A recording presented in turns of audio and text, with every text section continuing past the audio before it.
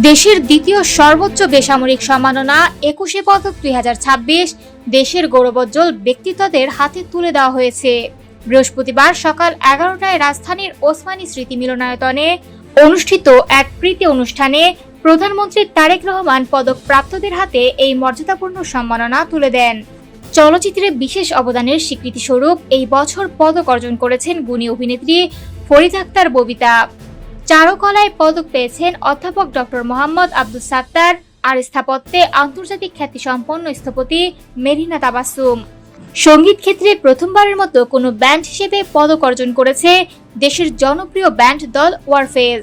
অসামান্য সঙ্গীত অবদানের স্বীকৃতিস্বরূপ মরণোত্তর পদক প্রদান করা হয়েছে কিংবদন্তি শিল্পী আয়ুব বাচ্চুকে। নৃত্যে বিশেষ অবদানের জন্য ভূষিত হয়েছেন অর্থী আহমেদ।